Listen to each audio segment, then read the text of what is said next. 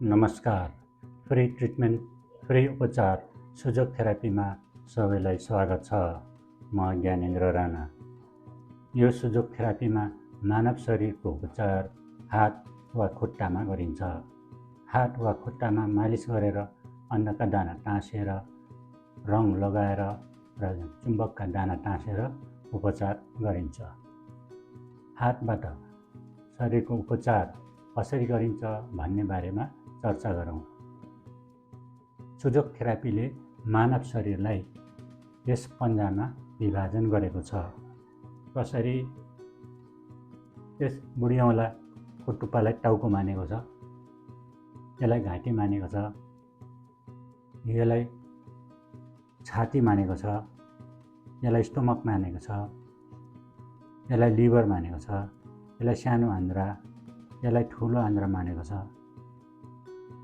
यसलाई खुट्टा, दुईटा खुट्टा, दुईटा हात, दाहिने हात, दाहिने दाहिने खुट्टा, दाहिने हात, देब्रे खुट्टा, देब्रे हात। यो अगाडिको भागलाई मानव शरीरको अगाडिको भागसँग तुलना गरिएको छ भने पछाडिको भागलाई मानव शरीरको पछाडिको भागसँग तुलना गरिएको छ। अब मानव शरीरमा भएको पीडा यस एरियामा कहाँ पीडा भएको यस एरियाको करस्पोन्डेन्ट पोइन्टमा मालिस गर्दा, चुम्बक टाँस्दा, रङ लगाउँदा सन्चो हुन्छ अथवा राहत हुन्छ।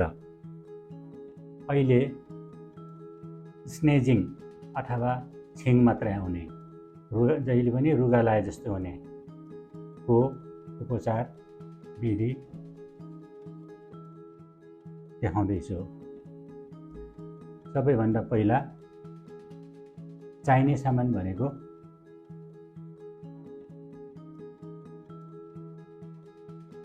एउटा रङ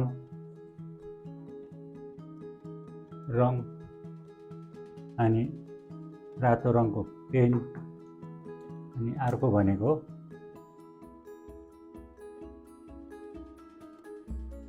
कस्टेप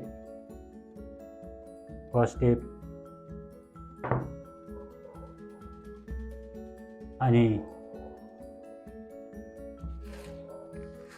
मेथीको दाना।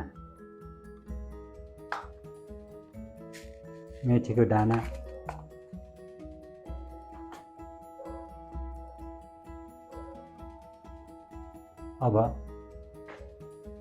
कहाँ उपचार गर्ने त्यसको लोकेसन म बताउन गइरहेछु।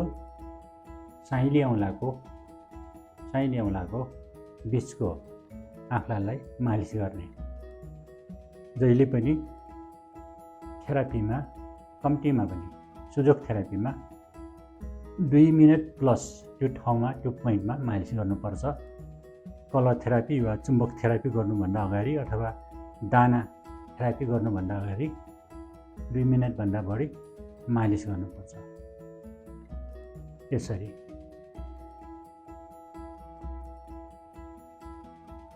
एउटा ठाउँ यहाँ हो भने अर्को ठाउँ यो सेन्टरमा हो।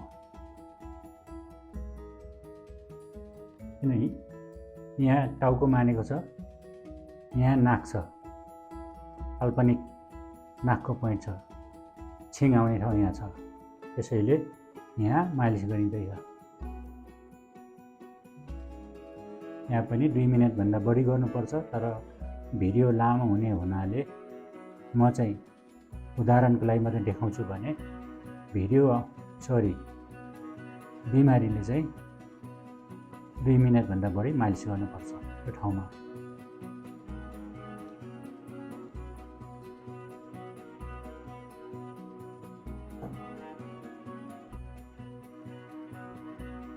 अब रातो रङ यो र यो एउटै हो।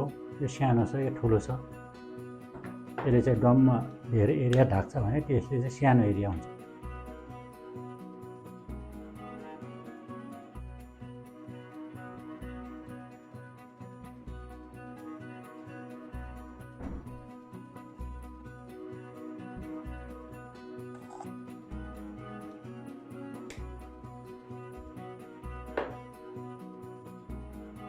खाएको। अनि यस्तोमा चाहिँ मेथीको पत्ती टक्क राखेर औँठी जस्तो बनाउने र औँठी जस्तै बान्ने, पत्ती बान्ने मैले यहाँ तयारी बनाएर राखेको छु।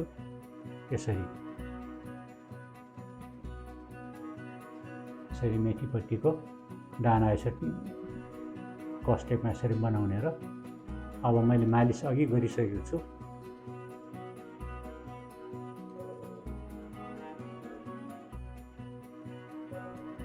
अब यसरी यही आँख्लामा पर्ने गरी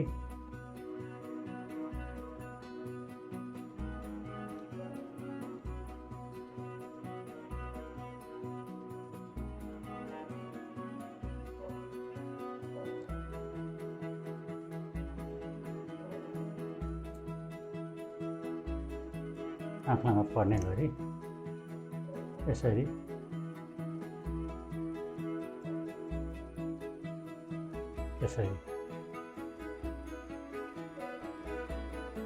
मेथीको दाना रातो रङ लगाउने। यो 8 घण्टाको लागि राख्नुपर्ने छ र सुरक्षाको नीतिमा छोरी मान्छेको हकमा प्रेग्नेन्ट भएको छोरी मान्छेले डेलिभरी भएपछि मात्रै उपचार गर्न मिल्नेछ भने महिनावारी भएको छोरी मान्छेको हकमा 6 दिन 7 दिन पछि मात्रै यो उपचार गर्न मिल्नेछ।